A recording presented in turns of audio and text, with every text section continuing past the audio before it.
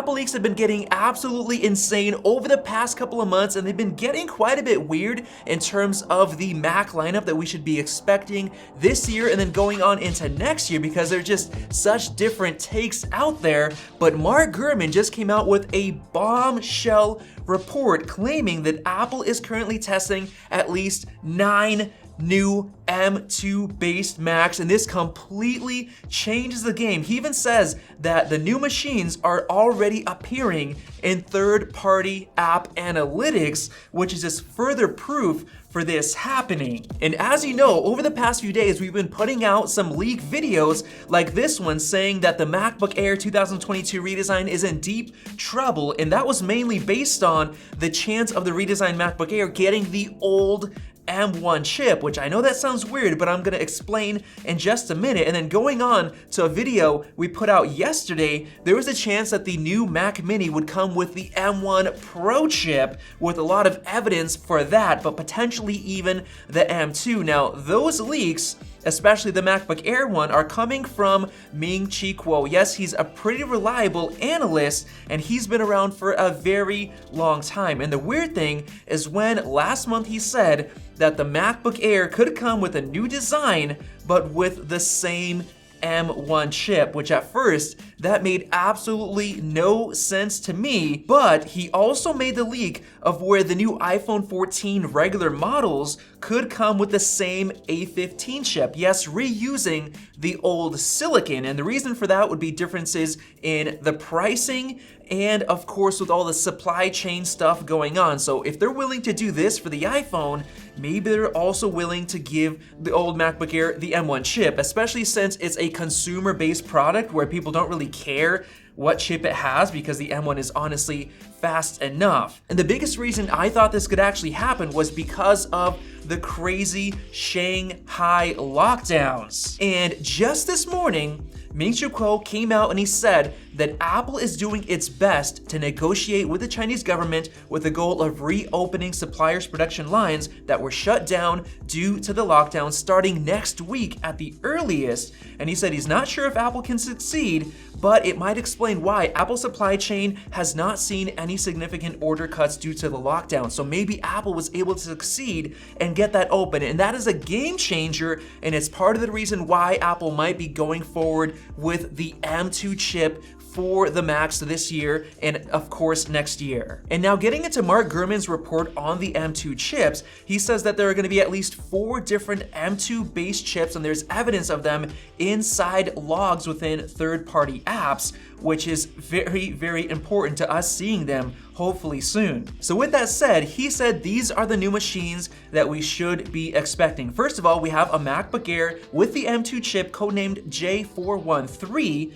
and that's gonna have 8 CPU cores, likely a 4 performance core, 4 efficiency core layout, and then 10 cores for the graphics. That's 2 extra cores compared to the current MacBook Air. So that's already a good piece of evidence that this year's MacBook Air is gonna have the M2 instead of the M1, which is very reassuring. He goes on to say that the Mac Mini should come with the M2 chip codenamed J473, and that's basically gonna have the same specs as the MacBook Air. And he also said that there's an M2 Pro variation codenamed J474 in testing, and that is likely gonna come out next year.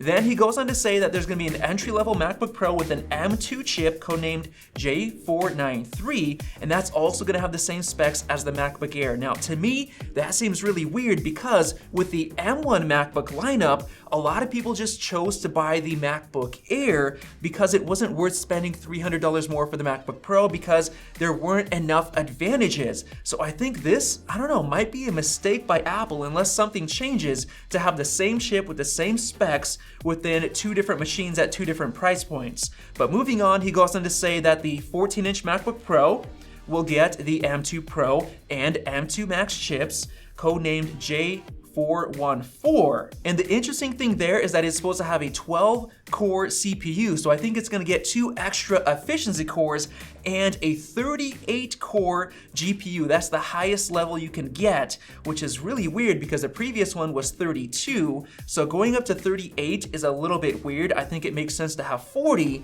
but maybe they might just disable 2 of those GPU cores just for better yields. And then of course we have the 16-inch MacBook Pro with exactly the same options as the 14-inch, which makes sense because that's exactly what we have now. That's codenamed J416.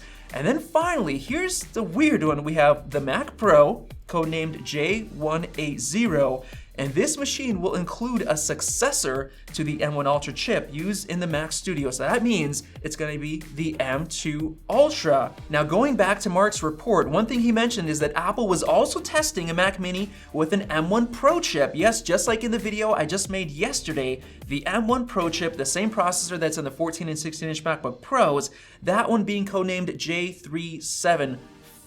However, he is saying that maybe the Mac Studio made that machine redundant and maybe it caused Apple just to cancel it and wait for the M2 versions. Yes, the two that he mentions right here, J473 and J474 with the M2 chip and the M2 Pro. Now, interestingly, this actually echoes a report from 9to5Mac, an exclusive report where they were able to find that Apple is in fact working on the M2 and the M2 Pro, and according to them, Apple did have plans to introduce higher end versions of the Mac Mini with the M1 Pro and M1 Max chips, but they were probably scrapped for the Mac Studio, so that perfectly matches up to what Mark Gurman said.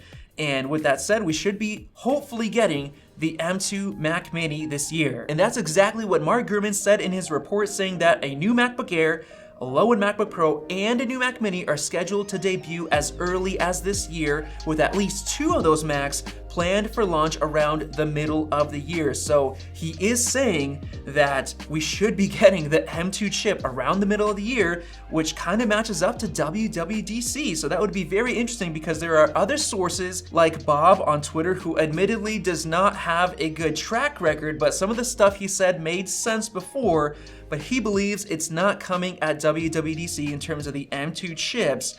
So I'm not sure what's going on here, but Mark Gurman definitely has better credibility compared to this Bob. And now the last thing I want to mention is that 9to5Mac did have another exclusive report that a new MacBook Air and 13-inch MacBook Pro are coming later this year with the M2 chip. So that basically means that Ming-Chi Kuo would be wrong in his prediction that the MacBook Air would come with the M1 chip, and also when he was saying that the Mac Mini would get delayed until 2023. So I think this is actually wrong because I do expect a Mac Mini this year, probably with the M2 chip at this point, even though there is a chance that we could get it with the M1 Pro. But going back to Mark Gurman's report in his tweet, I think this does make sense, especially if Apple is able to figure out all of the supply chain issues and the lockdown issues in Shanghai.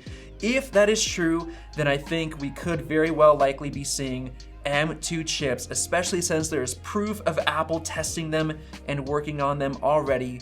So with that said, hopefully you guys enjoyed this video, and let me know your thoughts on all these different leaks down in the comment section below. Hopefully you enjoyed it. Definitely click the circle above to subscribe for more videos like this one. Check out one of those two right over there. Thanks for watching, and we'll see you in the next video.